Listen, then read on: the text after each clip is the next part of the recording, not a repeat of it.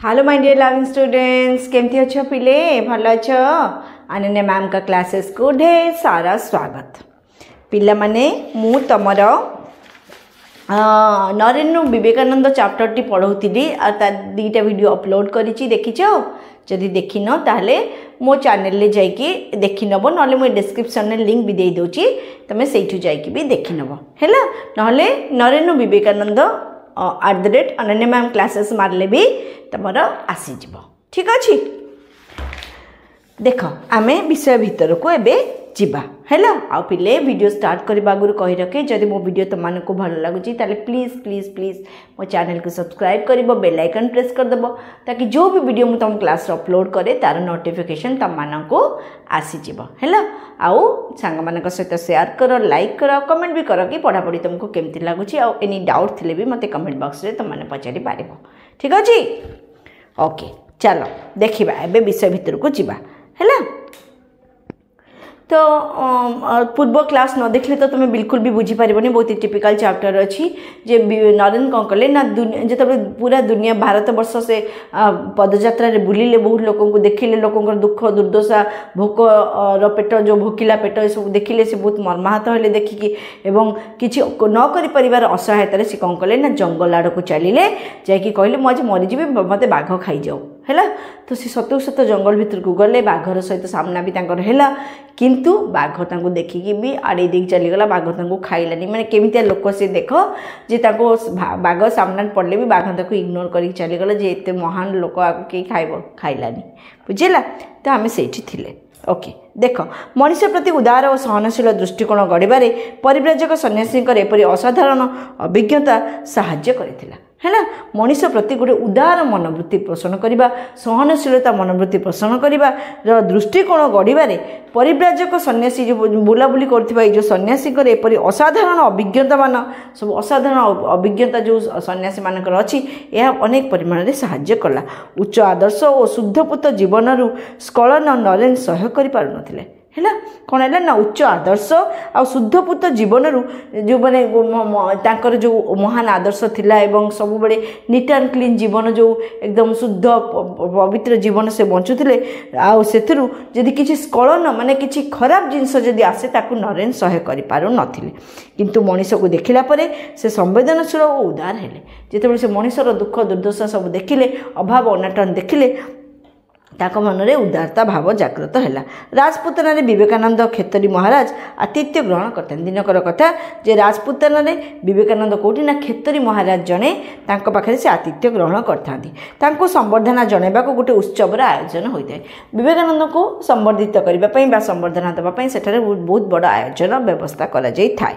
तांको उत्सव आयोजन होता है। से उत्सव रे जने बाईजी गीत गाइबा को प्रस्तुत होउचंती देखि विवेकानंद रागी जाई उठी बसिले। से जो तांको जो अरेंजमेंट करा संबर्धित करा सेठी जो माने नर्तकी जा कहते बाईजी जो माने मनोरंजन करांती, खार राजा मानकर नाचिकी जो माने मनोरंजन करांती, तो तांको बाईजी बोली कह जाए। से भली जने नर्तकी को मनोरंजन करबा पई विवेकानंद सामने उपस्थापित माने उपस्थित होगा को कहगला, जहाँ देखिकी विवेकानंद कौन कले ना रागी गले जे मु जने निरुषी लोक मते एभली ताच्छल्य जिनस आनिकी मते देखिकी मते ये करछन, तो से बहुत रागी जाइथिले।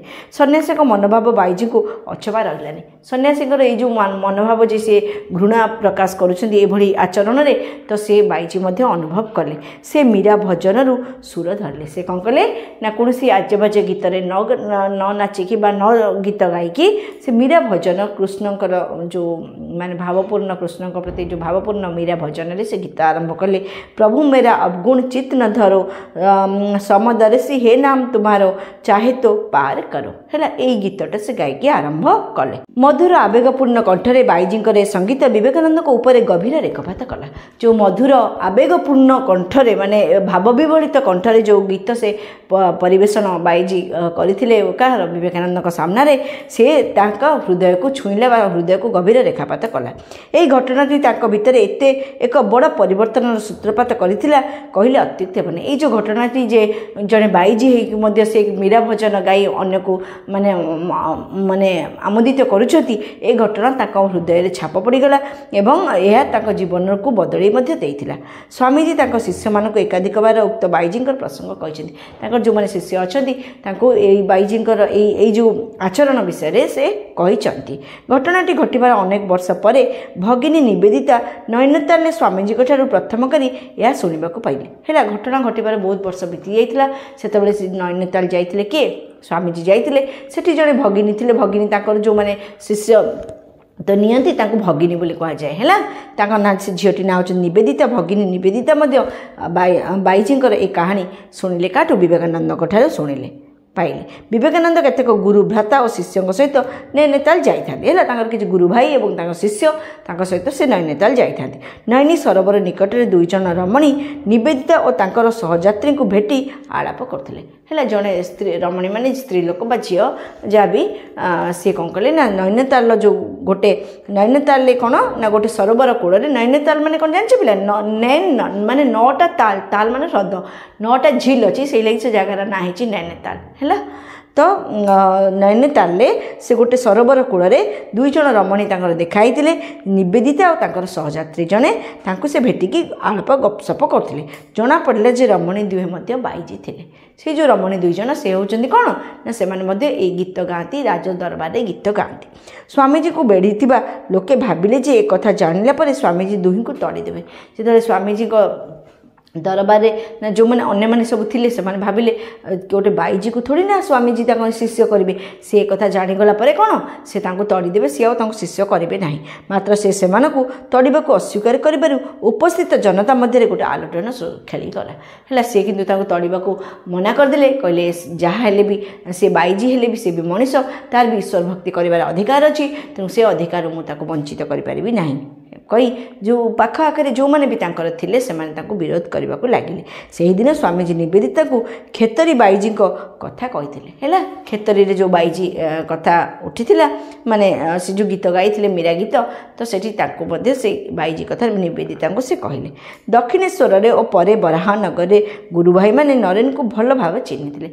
दक्षिणेश्वर काली मंदिर तो सृष्टि होती आउ बराहनगर से समस्ते लोक सब लोक माने नरेन को चिन्ही थे किंतु विवेकानंद सहित से परिचय नाला किंतु जदिव नरेन को चिन्ही थे किंतु नरेन विवेकानंदर जो ओजस्वी जो बढ़ी विवेकानंद को से चिन्ही नथिले। बराहनगर छाड़ा पर से सहित नरेनकर आ साक्षात जो मैंने बराहनगर से छाड़ीदे से आ नरेन को भेटी ना। नरेन विवेकानंद हो चिकागो चलीगले है। नरेन कौन कले से को विवेकानंद होगी चिकागो पड़े विभिन्न प्रकार लोकों सहित मिसवा फल विवेकानंद जो ज्ञान अभिज्ञता अर्जन करते कौन शास्त्र पुराण दे पारि न था है। जो विभिन्न प्रकार जितेबाला से देश देश माने विभिन्न राज्य बुली लोकों सहित मिसुले आ मिसवा फल जो ज्ञान बा अभिज्ञता से आहरण करते से अभिज्ञता तो कौन शास्त्र पुराण ताकू दे पारि न था। अध्ययन अर्जित ज्ञान अभिज्ञता और जीवन निबिड़ अनुभूति जीवन्यास पाई क्रियाशील होता है। तो ये प्राबंधिक कहते अध्ययन अर्जित ज्ञान जो ज्ञानटा आम पाठ केवल पढ़ी पाई था अध्ययन अर्जित ज्ञान सी कौन हुए ना अभिज्ञता और जीवनर निबिड़ अनुभूति कौन हुए ना जीवन्यास पाई जीवन्यास पाई आम जो जिनसा बही पढ़ीचे पाठे पढ़ीचे वेदशास्त्र पढ़ीचे ता जिते वास्तव जीवन में कम लगे बा से वास्तव जीवन में से तार अनुभूत हुए ताहले ही से जो कथाटी कौन जीवन्यास पाए मूर्ति जमी जीवन्यास पाए ना आगुर तो पत्थर थाए ताकू पूजा अर्चना कलापर जो जीवन दि जाए सेमती से भावना जीवन्यास केतबेले पाए ना जिते कर्म प्रकाशित हो जाए। पुणी परिव्राजक सन्यासी भाव विवेकानंद ज्ञान अर्जन में कम सुजोग पाए जड़े परिव्राजक सन्यासी ही जी दुनिया सारा बुली बुली जो ज्ञान से अर्जन कर ज्ञान अर्जन कर अनेक सुजोग से पाई देश में जो ज्ञानी पंडित को देखी से किछि दिन रही से ज्ञान आहरण कर जो भी से ज्ञानी पंडित देखी पाखे किसी दिन रही सहित ज्ञान चर्चा कर ज्ञान को आहरण से सहित देशर ऐतिह्य शास्त्र पुराण चर्चा हुए है। सहित देशर ऐतिह्य शास्त्र पुराण परंपरा ए सब चर्चा से करि थांती। सारा देश में दिओली दिमुठा खाइबा को पाउन अगणित मनीष को देखी विवेकानंद गोटे नूतन ज्ञान पाइले है। सारा देश तो से बुलिले देखिले अनेक लोक अभाव अनाटन सड़ुंट जो मैंने कि दिओली दिमुठा खाइबापी पाखे पैसा नहीं हेल्ला सी एम देखिए गोटे नुआ ज्ञान पाइले कौन ताहा हूँ भोकिला पेटरे धर्म अनावश्यक। ये बहुत इंपोर्टाट क्वेश्चन पिले नजर रखिब जे कौन ना भोकिला पेटरे धर्म अनावश्यक। जदि तुमको भोक लगुच तुम सहित किए धर्म चर्चा कले तुम शुणा आग्रह हम बुझे कि नहीं जे भोकिला पेटरे जो धर्म शास्त्र पुराण ठीक भूल कथबार्ता ये सब भोकिला लोक बुझे ना। भोकिला लोक कौन बुझे केवल ता पेटर भोक बुझे। तेणुक भोकिला पेटरे धर्म अनावश्यक। जदि तुमको धर्म चर्चा करार अच्छी लोक धार्मिक बाटे नबार अच्छी शिखेबार अच्छी ताहले आगे ता पेट पूरीबा दरकार है। भोकिला पेटरे धर्मर कौन मूल्य नहीं। उक्ति मार्क्स अनुगामी बोली अनुमान कर मार्क्सवादी उक्ति जहाँ कहती अनुगामी बोली स्वाभाविक किंतु एपटे नरेन रामकृष्ण ठारू शुणी ए पदटी नरेन काठू शुणी ना भोकिला पेटरे धर्म अनावश्यक एक नरेन रामकृष्ण परमहंसठू शुणी देश में अंधिकली बुली यह सत्य को मर्मे मर्मे से अनुभव कले माने हृदयर सहित से अनुभव कले प्रकृत में जो लोक खाइबा गणे दरकार सेठी पाखे जब तुम धर्म चर्चा करने बस सी शुणा आग्रह नहीं कारण तो घरे दिवक तो खाइबा नहीं ठीक भाव है।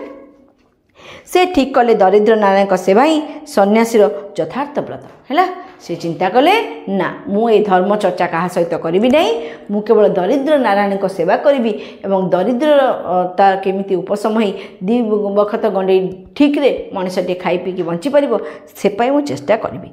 देश सारा दारिद्र्यर निरंकुश राजत्व देखी विवेकानंद आपना को और सन्यासी को धिक्कार कर भावुले बुभुक्षु जनता आमे सन्यासी गण कौन करुचु है कौन देश सारा दरिद्र जो निरंकुश माने अंकु निरंकुश माने कौन अंकुश भी न जहाँ लगाम नहीं निरंकुश राजत्व अच्छे दरिद्रर बहु लोक अच्छा जहाँ घर दी बखत दिओला ढंका खाइबा को मिलू नहीं बा से माने बहुत ही दुख दिन दयनीय अवस्था बंचुंट है। तो तांको देखी विवेकानंद आपण निजक धिक्कार करथिले जे आमे सन्यासी माने सेमानक पई कौन करूछु। जय पराजयर ऊर्ध्व को उठिबा अनासक्त सन्यासी व्यतीत आउ किए प्रबल प्रतापी अजय दारिद्र दानव विरोध में खड्ग उत्तोलन करें है। ये जो अजय ताको दरिद्र को दानव रूप में दानव माने कौन दानव माने हूँ असुर दरिद्र को असुर रूपे विवेचना करी से कहते जे जो दरिद्र जनता जे जय पराजयर ऊर्ध्व को उठी जे जो अनासक्त अनासक्त माने जार आसक्त नहीं से ऋषि मुनि माने सन्यासी माने जनरली अनासक्त तो जय पराजयर ऊर्ध्व को माने जीतीचु हारीचु ए सब मानसिकतार ऊर्ध्व को किए उठी था ना सन्यासी माने उठी था। अनासक्त सन्यासी व्यतीत आउ किए प्रबल प्रतापी आउ अजय दारिद्र अजय माने जहाँ को जय करेंगे ना ये दरिद्र को से अजय बोली कहते प्रबल प्रतापी बोली कहते अजय दारिद्र रूपक दानव ताकू दानवर आख्या मत विरोध में खड्ग उत्तोलन आउ किए कर जहाँ केवल आमे ही करूँ अनासक्त सन्यासी मैंने ही करें ना तो समस्ते आसक्त बुड़ी रही समस्त को निज धन प्रिय आम पाखे ना धन अच्छी ना आम पाखे तो किसी ना जड़े सन्यासी पाखे तो किसी ना सी क्या निज निजे दी पुंडा खाइबापी संग्राम कले आउ क्या लड़ुची सी ही एका लड़ी पार बाकी पैसा वाला लोक के लड़ी पारे से केवल निज कथा ही चिंता कर निज परिवार कथा चिंता कर बुझेगा।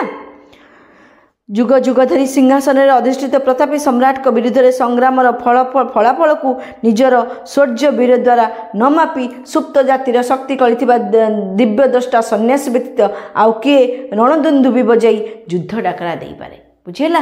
जे से कौन कहते जुग जुग धरी सिंहासन में अधिष्ठित होती कौ माने ना प्रतापी सम्राट मान विरोध में संग्राम जो फलाफल को निज शौर्य वीर द्वारा मापी सुप्त जातिर शक्ति कर दिव्य द्रष्टा सन्यासी व्यतीत जड़े सन्यासी से विरुद्ध में स्वर उत्तोलन कर जड़े सन्यासी पाखे गुहारी कर प्रजा मान ना आउ कहीं करें रणदुंदुबी बजाई युद्ध डाकरा केवल जड़े सन्यासी ही दे पार आउ कहीं दे पारे ना। ये दानव दधीची परी जड़े महर्षि अस्थिर निर्मित अमोघ अस्त्र यथेष्ट नुहे है। जे ये जो दानव कौ दानव गरीब रूपी दानव दरिद्र रूपी जो दानव ए संसार को ग्रास कर रखी ताकू दधीची परी जड़े महर्षि दधीची ऋषि जे कि निजर कौन अस्थिरे वज्र तैयारी करके बाणासुर को बध करते तो सी जमी बध कर किंतु ये जो दानव रूपक दरिद्र रूपक असुर को बध करने ऋषि दधीची हाड़ काम दब ना।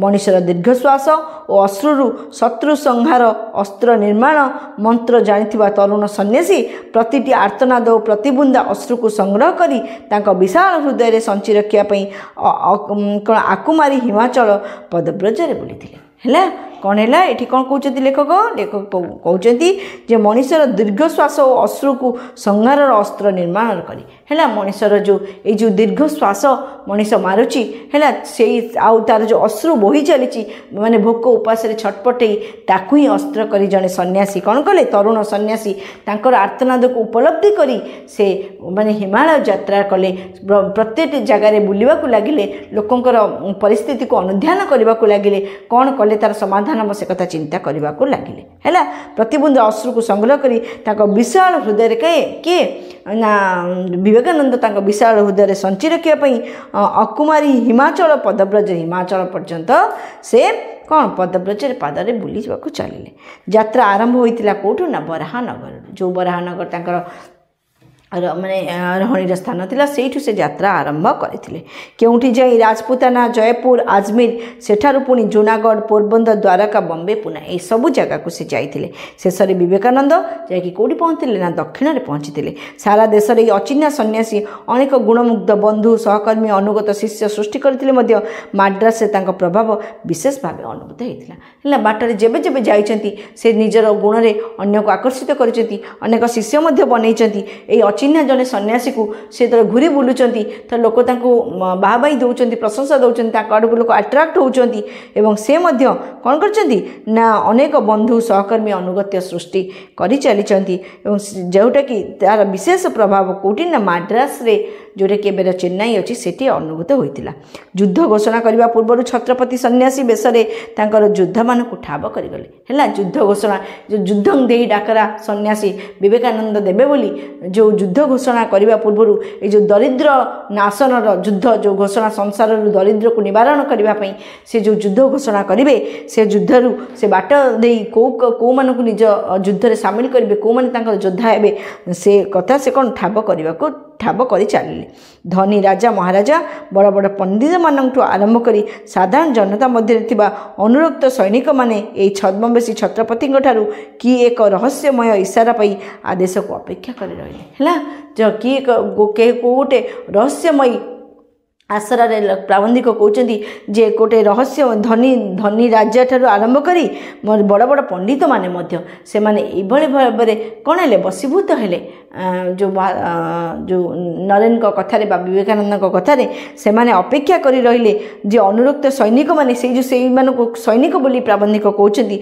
जे छद्मवेशी छत्रपति ठारू की रहस्यमय इशारा पाई से माने अपेक्षा करी बसिले बुझी होची ना पिला माने जे से बाटरे जाउथले अनेक लोक एमती साउंडी जो मैंने युद्ध रे साथ देवे कौन करी ए संसार ए भारत भूखंड दरिद्र को माने कौन हटई लोक को एक स्वाभाविक जीवन देवे तापाई से निजर भित्ति प्रस्तर प्रस्तुत करने को लगे धनी दरिद्र मूर्ख पंडित निर्विशेष एत लोक जन निस्व सन्यासी प्रति आकृष्ट होते कहीं है धनी हो दरिद्र हो आउ के मूर्ख हो पंडित हो निर्विशेष एत लोक जड़े जड़े साधारण सन्यासी निस्व जहाँ पाखे निस्व माने जहाँ पाखे किसी ना निस्व से है सन्यासी प्रति आकृष्ट किसी तो गोटे थिला ना तांका भितर एत लोक कौन पे आकृष्ट होते किसी हटचमक विद्या देखी नुहे किंबा मो शिष्य हेले बा मते पूजा कले आउ गोटे बड़ राज्य मिल बड़ चाकरी मिल ए प्रतिश्रुति नुहे है कौन थिला तांको भितर कि शक्ति कि असी शक्ति से पाइथिले जहाँ एत लोक कि धनी कि गरीब कि राजा कि रंक समस्ते पागला होते तांको भासी जीवाई कथार है आमती नुह कि से किसी हटचमटा विद्या देखते कहते मोर तो जदि पूजा कर मोर जदि शिष्य हम ताले तुम धन संपत्ति बढ़ाईदेवी तुम भल चाकरी पाइज एसबू किसी नाला कौन पाई कि शक्ति देखी संस्पर्श में आसुवा लोकंर बंचार ढंग बदली जाऊला कौन थिला एमती कि शक्ति भितर थिला जे जो मैंने भी संस्पर्श में आसुले बंचार शैली बंचार ढंग बदली जाऊला कि पाइबा परिवर्ते देवाई से आगभर होते जो मैंने भी संस्पर्श में आसुले से कि पाइबापी नुह कि दबापी समाज को आम कौन दबु आम पाखे जहाँ अच्छी सर्वस्व नहीं जाओ खाली दबापी पागला होउथिले स्वामी सुधानंद वर्णना करथिबा गोटे घटना ए प्रश्नर यथार्थ उत्तर दे परिबो जे केमिति लोक नबा पई नुए दबा पई पागला होउथिले ताहा गोटे वर्णना एठी करा जायछि। दिने स्वामी सुधानंद देखिले केते जण गुजराती पंडित स्वामीजींकर से अमेरिका रु फेरिबा परर ए कथा घटना सहित संस्कृत भाषार अनर्गल धर्म विषय आलोचना करछथि। संस्कृत भाषा रे से कौन पंडित माने कौन करछथि अनर्गल माने नॉन स्टॉप पूरा धर्मर आलोचना चली। किछि समय पर आलोचना चलथिबा घर गोटे गोलमाल सुबिला हैला। किछि समय पर कोन हैला ना जोठी आलोचना चलथिला से घर किछि गोटे पाटीतुंड बा गोलमाल सुबिला। घटना अनुसंधान करी श्रद्धानंद बुझिले स्वामीजी संस्कृत भाषा रे कथा कहू कहू गोटे व्याकरणगत भूल करि पकैछि। से श्रद्धानंद जाकि बुझिले कहले कोन हैला पाटीगोल कहीं होउछि। देखला बेलको स्वामीजी जो कौन करथिले ना जो माने चर्चा कला बेले गोटे संस्कृत गोटे स्वतंत्र माने सामान्य त्रुटि तांकर संस्कृत भाषा सामान्य त्रुटि रही जाइए भूल बके से कारण पंडित गण ज्ञान भक्ति वैराग्य वैषयिक चर्चा छाड़ी विजय उल्लास आम स्वामीजी को हरईदेलु कही हल्ला कर जो जो उद्देश्य से जो चर्चा चलता से चर्चा गला भाड़ में आम जे स्वामीजी को हरई देचु जे से कथापी से पूरा उत्फुल्लित प्रकृति हो हल्ला करुता दृश्यटी देखी श्री सदानंद ठाकुर कहूथिबा गोटे कथा मन पड़ा चिल्ल शागुणा खूब उच्चरे उड़ती किंतु सेमानक दृष्टि थाए तले गोरु मड़ उपरे हैला। से कहले जे मोर गोटे कथा मन पड़ुछि जे जो चिल्ल शागुणा जो माने से माने कौन सबुठु हाईएस्ट माने हाइट रे उड़ुथिबा चढ़ी किंतु ताकर नजर सब कोठी थाए ना पचा मोढ़ उपरे ता माने माने समस्ते जेते ज्ञानी गुणी निजको भाबिले कोन हबो ताका मानसिकता बहुत ही हीन बहुत ही छोट हैला। पचा मढ़ उपरे पंडितगण कौन उच्च भाव बा गहन तत्व कथा चर्चा करने को आसी नथिले। ये जो पंडित माने आसीथिले से माने जो विवेकानंद पाखे बस गुरु कथा चर्चा गुरुत्वपूर्ण कथा चर्चा करने को आसी नथिले। आसीबार उद्देश्य थिला स्वामीजी को शास्त्र आलोचना रे परास्त करबा हैला। तांकर आसीबार एकमात्र उद्देश्य कौन ना स्वामीजी को आम शास्त्र आलोचना रे कौन करिबु ना परास्त करिबु।